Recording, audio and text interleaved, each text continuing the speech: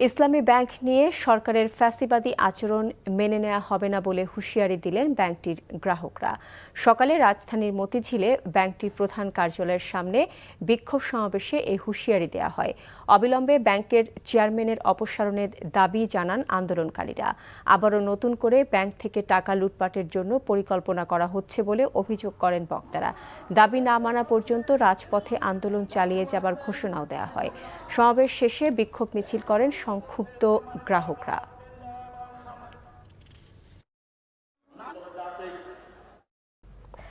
পাবনায় স্কুল ছাত্রী রিয়া হত্যার বিচারের দাবিতে মহাসড়ক অবরোধ করেছে সহপাঠী ও শিক্ষকরা। সকালে মাওলানা কসিমউদ্দিন স্মৃতি উচ্চ বিদ্যালয়ের শিক্ষার্থী ও শিক্ষকরা পাবনা ঢাকা মহাসড়ক অবরোধ করে ঘাতকদের ফাঁসির দাবি জানান। এ সময় মহাসড়ক অবরোধের কারণে শত শত যানবাহন আটকা পড়ে। গত 4 জুন পাবনার চর বলরামপুর পদ্মা নদী থেকে বস্তা বন্দি অবস্থায় রিয়ার লাশ উদ্ধার করে পুলিশ। তথ্য প্রযুক্তির সহায়তায় ঘটনার দিনে হত্যাকাণ্ডের প্রধান আসামি সহ 3 জনকে গ্রেফতার করা হয়। নাটোরের বড়াই গ্রামে তুচ্ছ ঘটনায় 2 গ্রামবাসীর মধ্যে সংঘর্ষ ও যানবাহন ভাঙচুরের ঘটনা ঘটেছে। আহত হয়েছে 4 জন। পুলিশ ও স্থানীয়রা জানায়, ঈদের দিন এক যুবতীকে টিজ করা নিয়ে উপজেলার শিবপুর ও খাপাড়া গ্রামের যুবকদের মধ্যে মারামারি হয়। এ সময় সংঘর্ষ থামাতে গিয়ে এক ব্যক্তি মারধরের শিকার হন। আজ সকালে শিবপুর গ্রামের এক ভ্যান চালককে মারধর করে প্রতিপক্ষ। এর জেরে মসজিদে মাইকে ঘোষণা দিয়ে উভয় পক্ষের মধ্যে সংঘর্ষ বাধে। এতে একটি ট্রাক ও সিএনজি অটোরিকশা ভাঙচুর করা হয়। পুলিশ গিয়ে পরিস্থিতি নিয়ন্ত্রণে আনে। চট্টগ্রামে 10 লাখ গাছ রোপণের কর্মসূচি বাস্তবায়ন করছে সিটি কর্পোরেশন। সকালে নিজ কার্যালয়ের সামনে মাসব্যাপী বৃক্ষরোপণ ও পরিচর্যা কর্মসূচির উদ্বোধন করেন মেয়র ডক্টর শাহাদাত হোসেন। উদ্যোক্তারা জানান, জাতীয় পর্যায়েও ব্যাপক বৃক্ষরোপণ কর্মসূচি গ্রহণ করা হয়েছে। প্রধানমন্ত্রী আগামী 5 বছরে 25 কোটি গাছ রোপণের ঘোষণা দিয়েছেন। রাজধানী মিরপুরে 8 বছরের শিশু রামিসা আক্তার ধর্ষণ এবং হত্যা মামলায় প্রধান আসামি সোহেল রানা এবং তার স্ত্রী স্বপ্না খাতুনকে সর্বোচ্চ শাস্তি মৃত্যুদণ্ড দিয়েছে আদালত। ঢাকা মহানগর শিশু সহিংসতা দমন ট্রাইব্যুনালের বিচারক মাসরুর সালেকিন আজ এই রায় দেন। 2 আসামির উপস্থিতিতে রায় ঘোষণার সময় রামিসার বাবা মা এজলাসে উপস্থিত ছিলেন। রিপোর্টে আরও জানাচ্ছেন হাসান জাবেদ। দ্বিতীয় শ্রেণীর শিক্ষার্থী 8 বছরের শিশু রামিসা আক্তারকে ধর্ষণ শেষে নৃশংসভাবে গলা কেটে হত্যার পর লাশ গুম করার চেষ্টা করেছিল আসামিরা। সেই ধর্ষণ ও হত্যার ঘটনা দেশব্যাপী নিন্দার ঝড় ওঠে। এমন প্রেক্ষাপটে মামলাটি দ্রুত নিষ্পত্তির নির্দেশ দেয় সরকার প্রধান। ভয়াবহ এ ঘটনার 19 দিন পর মাত্র 4 কার্যদিবসে বিচারিক প্রক্রিয়া শেষে রায় ঘোষণা করা হয়। রায় ঘোষণা উপলক্ষে রোববার সকালে আসামি সোহেল রানা ও স্বপ্না খাতুনকে কড়া নিরাপত্তা ব্যবস্থায় আদালতে আনা হয়। বেলা 11টার পর রায় ঘোষণা করে অনন্য দৃষ্টান্ত স্থাপন করে ট্রাইব্যুনাল। রায়ে আসামিদের সর্বোচ্চ শাস্তি মৃত্যুদণ্ড সহ অর্থদণ্ডও দেওয়া হয়। 1 নম্বর আসামি মোহাম্মদ সোহেল রানা এবং 2 নম্বর আসামি স্বপ্না খাতুন উভয়কে মৃত্যুদণ্ডে দণ্ডিত করেছেন। একই সাথে 1 নম্বর আসামি মোহাম্মদ সোহেল রানাকে 5 লক্ষ টাকা জরিমানা এবং 2 নম্বর আসামি স্বপ্না খাতুনকে 2 লক্ষ টাকা জরিমানা আরোপ করেছেন। রায়ের পর্যবেক্ষণে আদালত বলেন, এই ঘটনায় আসামিদের অনুকম্পার কোনো সুযোগ নেই। অপরাধীদের জন্য এই রায় দৃষ্টান্ত হয়ে থাকবে। দ্রুত তদন্ত এবং দ্রুত বিচার প্রক্রিয়ার যে পদক্ষেপ, সেই পদক্ষেপের মাধ্যমে আজকে যে রায় দেয়া হলো, এই রায়টি আমাদের রাষ্ট্রের যে ভবিষ্যৎ প্রজন্ম শিশুদের রক্ষার করার জন্য একটি মাইল ফলক হয়ে থাকবে। বিজ্ঞ আদালত বলেছেন, সে এই লম্বা সময় যে অপরাধটা সংঘটিত হয়েছে, সে চাইলে এটা প্রতিরোধ করতে পারত, প্রতিবাদ করতে পারত। যেহেতু সে প্রতিরোধ করে নাই, প্রতিবাদ করেনি, সেহেতু সেই অপরাধ কাজে নিজেকে জেনে শুনে সহযোগিতা করেছে। বিধায় বিজ্ঞ আদালত সমাজে এটাও একটা দৃষ্টান্ত স্থাপন করতে চায় যে অপরাধের সহযোগীও অপরাধের দায় থেকে মুক্তি পাবে না। রায়ের বিরুদ্ধে আগামী 7 কার্যদিবসের মধ্যে আপিল করার সুযোগ পাবেন আসামিরা। রায় ঘোষণা শেষে সাজা পরোয়ানা দিয়ে 2 আসামিকে কারাগারে পাঠায় আদালত। শিশু রামিসা ধর্ষণ ও হত্যা মামলায় দ্রুত বিচারিক প্রক্রিয়া শেষে আসামিদের শাস্তি দিয়েছে বিচারিক আদালত। এখন এই মামলাটি যেন হাইকোর্ট এবং আপিল বিভাগে দ্রুত নিষ্পত্তি হয়ে এই রায় কার্যকর করা হয়, এমনটাই চাওয়া ভুক্তভোগীর স্বজন এবং সাধারণ মানুষের। হাসান জাভেদ, এনটিভি নিউজ, মহানগর দায়রা জজ আদালত, ঢাকা। শিশু রামিসা ধর্ষণ ও হত্যাকাণ্ডের রায় দ্রুততম সময় ঘোষণা করায় স্বস্তি প্রকাশ করেছেন রামিসার স্বজনেরা। রায় স্বস্তি প্রকাশ করে অ্যাটর্নি জেনারেল বলেছেন, হাইকোর্টে নথি আসলে দ্রুত শুনানির ব্যবস্থা করা হবে। আর আইনমন্ত্রী আসাদুজ্জামান মনে করেন, আইনি দিক ঠিক রেখে 3 মাসের মধ্যে রায় কার্যকর করা সম্ভব। এদিকে রামিসা হত্যা মামলার দ্রুত রায় আইনের শাসন প্রতিষ্ঠিত হয়েছে বলে মন্তব্য করেছেন স্বরাষ্ট্রমন্ত্রী সালাউদ্দিন আহমদ। বিস্তারিত জানাচ্ছেন নাহিদ প্রিন্স। একটি নিষ্পাপ শিশুর চিরতরে হারিয়ে যাওয়া আর তারপর থেকে প্রতিটি দিন মা বাবার বুক ফাটা হাহাকার, অবশেষে অপেক্ষার অবসান হলো আদালতের এজলাসে। বহুল আলোচিত শিশু রামিসা হত্যা মামলার 2 আসামি সোহেল রানা ও তার স্ত্রী স্বপ্না আক্তারকে ফাঁসির আদেশ দিয়েছেন আদালত। রায় শোনার পরপরই আদালত প্রাঙ্গণের বাতাস ভারী হয়ে ওঠে রামিসার বাবার কান্নায়। সন্তানকে তো আর ফিরে পাওয়া যাবে না, তবে খুনিদের সর্বোচ্চ শাস্তি হওয়ায় আদালতের প্রতি কৃতজ্ঞতা জানান তিনি। আমি চাই বাংলাদেশের প্রত্যেকটা রামিসার বিচার দ্রুত হোক এবং দ্রুত থেকে দ্রুত সময়ের ভিতরে সেই রায় কার্যকর হোক এবং বাংলাদেশে আর কোনো রামিসার এই ধরনের ঘটনা না ঘটুক। আইনজীবীরা বলছেন, এই রায় সমাজের অপরাধীদের জন্য একটি কঠোর বার্তা। অপরাধ করে পার পাওয়ার কোনো সুযোগ নেই, আইনের শাসন যে এখনো অটুট, এই রায় তারই প্রমাণ। আমাদের অ্যাটর্নি জেনারেল অফিসের পক্ষ থেকে এই মামলা শুনানির জন্য ডেডিকেটেড স্পেশাল টিম তৈরি করছে আমরা।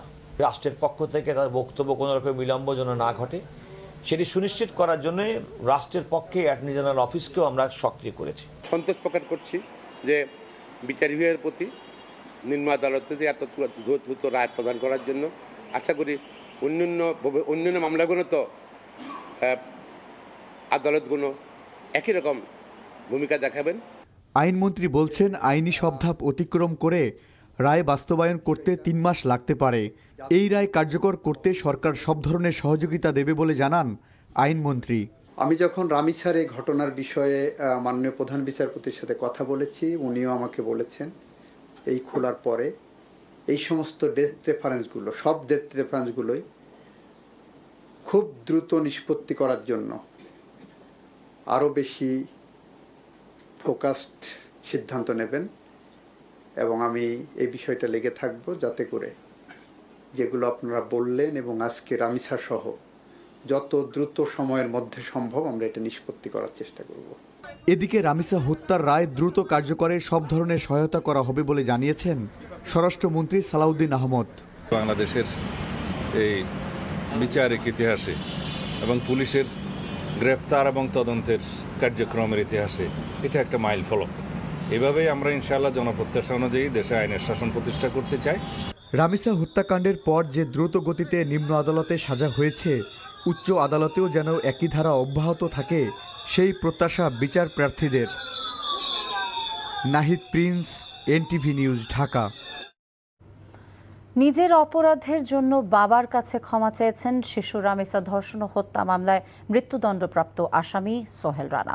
কারা কর্তৃপক্ষের ফোন থেকে সকালে নাটোরের সিংড়া উপজেলার মহেশচন্দ্রপুর গ্রামে বসবাসকারী বাবা জেকের আলীর সঙ্গে কথা বলেন তিনি। এছাড়া প্রথম স্ত্রীর সন্তান 10 বছর বয়সী মিনহাজের সঙ্গেও কথা বলেন সোহেল রানা। ছেলের কাছেও ক্ষমা চান তিনি। আজ সোহেল রানার মৃত্যুদণ্ডের রায়ের পর পরিবারের সদস্যরা ছিলেন বিমর্ষ।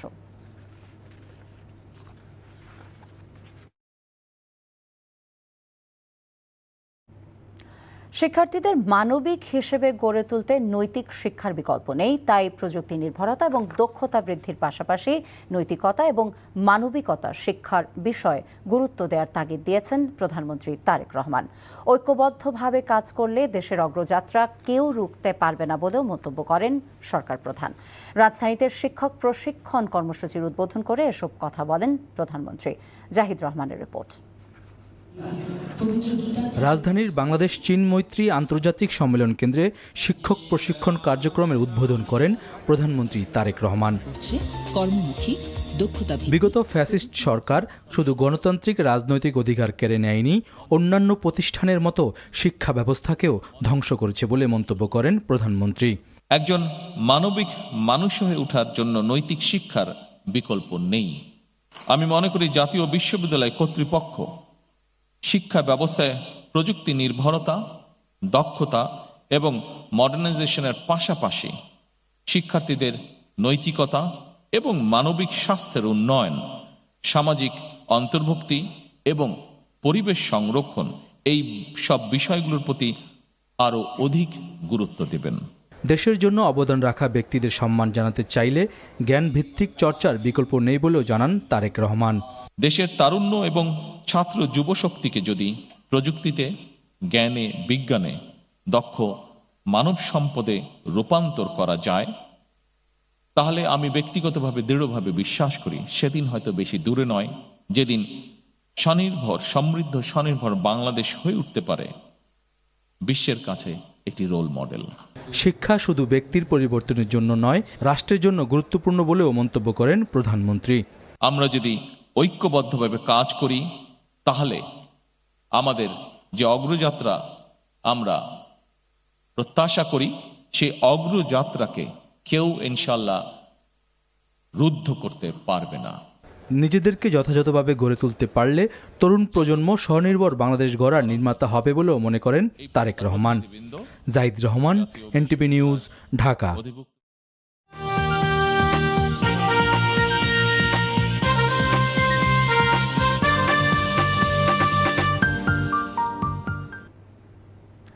বিএনপি সরকারের প্রথম বাজেট অধিবেশন শুরু হয়েছে। অধিবেশন শুরুর দিনে বিদ্যুৎ, জ্বালানি এবং খনিজ সম্পদ মন্ত্রী ইকবাল হাসান মাহমুদ বলেছেন, দেশে বিদ্যুতের কোনো সংকট নেই। ঝড় বৃষ্টি কিংবা বিতরণ লাইনের রক্ষণাবেক্ষণের কারণে কোথাও কোথাও সাময়িক বিদ্যুৎ বিভ্রাট ঘটেছে। তবে সংসদ সদস্য রুমিন ফারহানা বলেছেন, গ্রামাঞ্চলে এখনও 10 থেকে 12 ঘন্টা লোডশেডিং হচ্ছে। এদিকে জাতীয় সংসদের কার্য উপদেষ্টা কমিটির বৈঠকে রামিসা হত্যাকাণ্ডে আসামিদের আইনের আওতায় আনায় স্বরাষ্ট্র এবং আইনমন্ত্রীকে ধন্যবাদ জানান প্রধানমন্ত্রী। সেলিম মালিকের রিপোর্ট। এক মাসেরও বেশি সময় বিরতির পর স্পিকার হাফিজ উদ্দিন আহমেদের সভাপতিত্বে শুরু হয় ত্রয়োদশ জাতীয় সংসদের দ্বিতীয় অধিবেশন। অধিবেশনের শুরুতে সাবেক মন্ত্রী তোফায়েল আহমেদ ও মোশাররফ হোসেন সহ 16 মন্ত্রী ও এমপির মৃত্যুতে শোক প্রস্তাব উত্থাপন করা হয়। প্রশ্নোত্তর পর্বে জ্বালানি মন্ত্রী জানান, দেশে কোনো লোডশেডিং নেই। আমি আগেও বলছি, এখনই বলছি, আমাদের বিদ্যুতে ঘাটতি নাই। লোডশেডিং এর ডেফিনিশনটা একটু পরিবর্তন করতে হবে।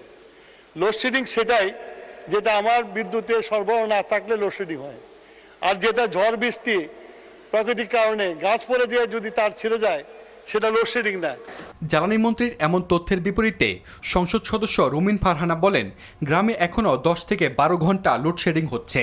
মাননীয় স্পিকার, আমরা লোডশেডিংই বলি আর মেরামত শেডিংই বলি, গ্রামাঞ্চলে 10 থেকে 12 ঘন্টা বিদ্যুৎ থাকে না, এটাই হলো বাস্তবতা। থেকে 12 ঘন্টা বিদ্যুৎ থাকে না, এটার সাথে আমি একমত না।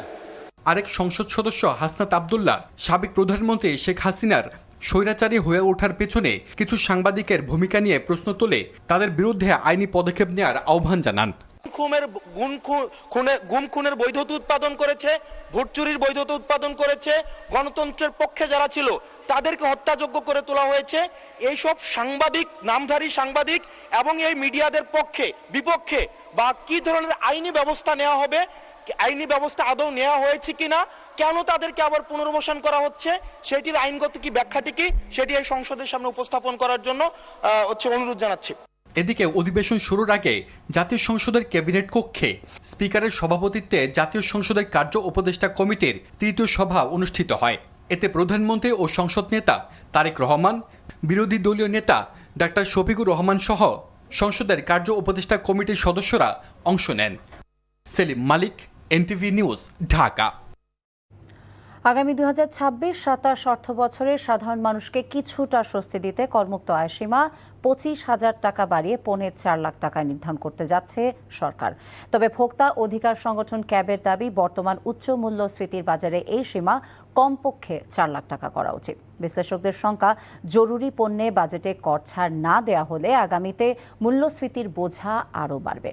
এছাড়া ক্যাপাসিটি চার্জের নামে বিদ্যুৎ খাতের অসম চুক্তি থেকে বের হয়ে আসারও পরামর্শ দিয়েছেন তারা। সেলিম মালিকের রিপোর্ট। রাজধানীর কাউরান বাজারে পণ্যের দামের সঙ্গে পকেটের বাজারের হিসাব না মেলায় বেশ দরদাম করে কেনাকাটা করছেন আইনজীবী এম এ রহিম। গত কয়েক বছরে নিত্যপণ্যের দাম লাগামহীন গতিতে বাড়লেও সে হারে বাড়েনি আয়, ফলে বাজারে পণ্য কিনতে হয় বেশ হিসাব কষে। আয়তে হয়তো আমি আগে কিছুটা সঞ্চয় করতে পারতাম, এখন জিনিসপত্রের দাম বাড়াতে সঞ্চয় তো করতে পারি নাই, তার থেকে 4-5 গুণ আমার আরও ব্যয় বেড়ে গেছে, ফলে সঞ্চয় তো হচ্ছেই না। দ্বিতীয়ত আমি ঋণের বেড়াজালে আটকায় যাচ্ছি। দেশের কর কাঠামোতে গেড়ে বসেছে এক বৈষম্যমূলক দ্বিমুখী নীতি। চিনি বা ভোজ্য তেলে চাপ বাড়লে এনবিআর শুল্ক ছাড় দিলেও ছাড় মিলে না মশলা আমদানিতে। শুল্ক ছাড়ায় 50 থেকে 60%। কৃষি পণ্যে গড় আমদানি শুল্ক প্রায় 18%, যেখানে উন্নত দেশগুলোতে 5 থেকে 10%। ট্যাক্স, কাস্টমস, ভিএটি সেই জায়গাতেও কিন্তু এই ইনফ্লেশনকে সহজ করার যা করার সুযোগ আছে, যেমন ট্যাক্স কমানো, ভ্যাটটাকে একটু সহনীয় করে নিয়ে আসা, যেখানে যেখানে সুযোগ আছে। বিশেষ করে আমি বলবো লো ইনকাম এবং মিডল ইনকাম গ্রুপের যে নিত্য প্রয়োজনীয় food and non food item, সেই জায়গাগুলোয় যতটুকু পারা যায় একটু সহজ করে নিয়ে আসার চেষ্টা করতে হবে। চলতি অর্থ বছরে মূল্যস্ফীতি 6.5% ধরে রাখার লক্ষ্য থাকলেও গত এপ্রিলে তা ছুঁয়েছে 9.04%, আর অর্থ বছরের প্রথম 10 মাসের গড় হার 8.57%। এমন বাস্তবতায় আসন্ন 2026-27 অর্থ বছরে করমুক্ত আয়সীমা গড়ে 25,000 টাকা বাড়াতে যাচ্ছে সরকার। এতে ব্যক্তিশ্রেণী করদাতাদের আয় করমুক্ত থাকবে 4 লাখ টাকা পর্যন্ত।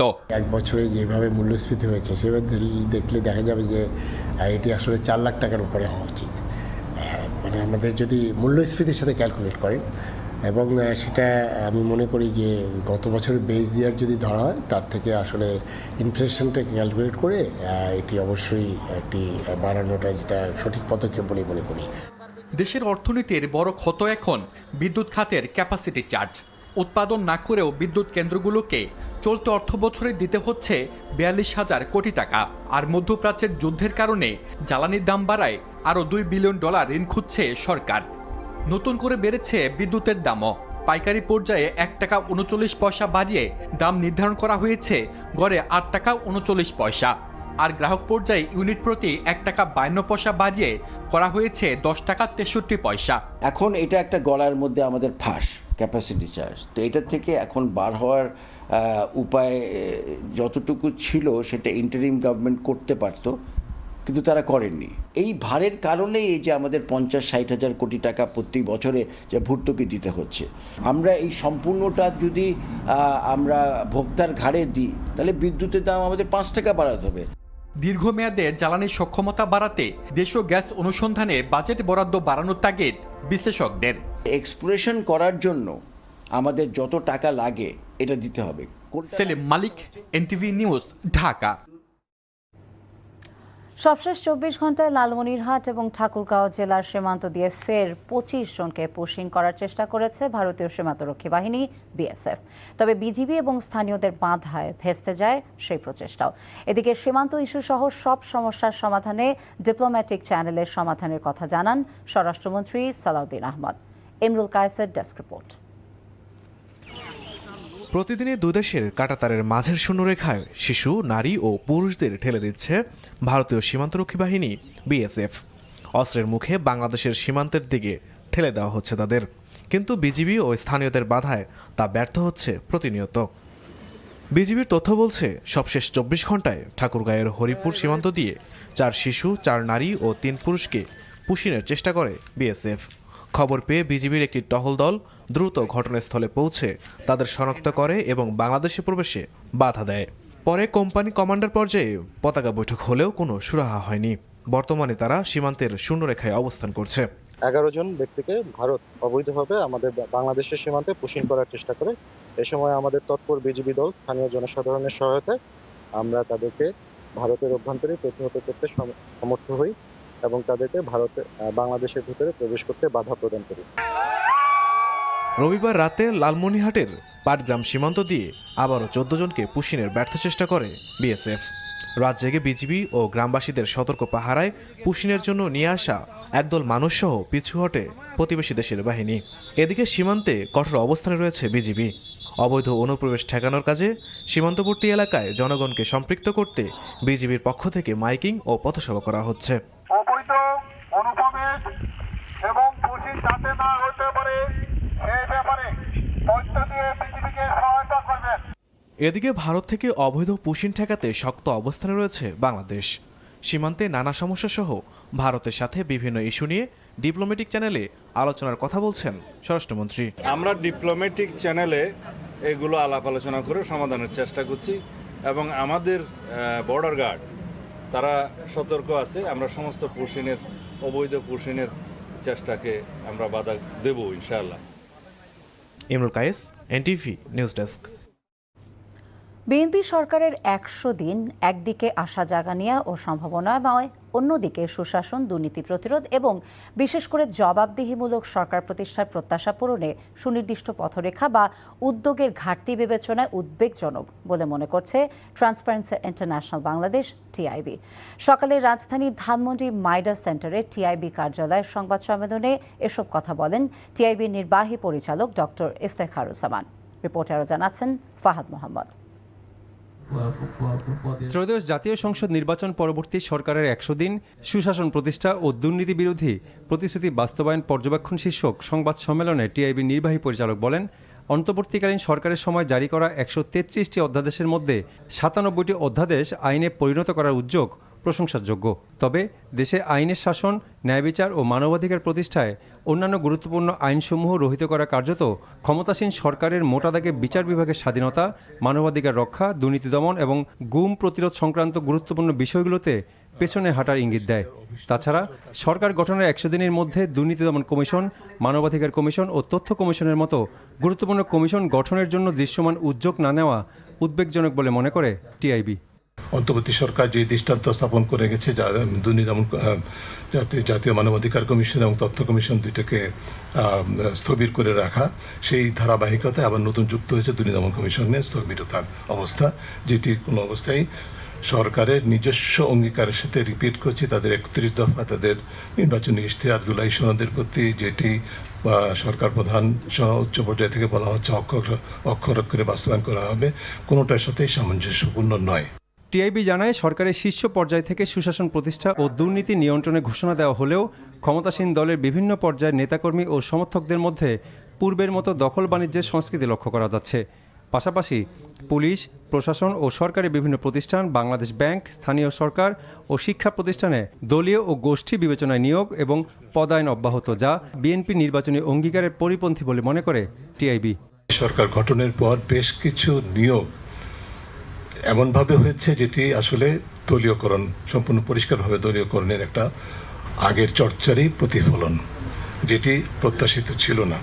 অবশ্যই আমরা মনে করি যে বাংলাদেশে এমন একটা পরিবেশ সৃষ্টি হয়েছে যে রাজনৈতিক বিবেচনায় নিয়োগ হবে রাষ্ট্রীয় প্রতিষ্ঠানগুলোতে বা যাদের গুরুত্বপূর্ণ প্রতিষ্ঠানে দলীয় বিবেচনা, রাজনৈতিক বিবেচনা আসবে, কিন্তু যাদেরকে নিয়োগ দেওয়া হবে তারা কি আসলে দল নিরপেক্ষভাবে তাদের উপর অর্পিত দায়িত্ব পালন করতে পারবেন কিনা, এই বিষয়টি নিশ্চিত করা সরকারের দায়িত্ব।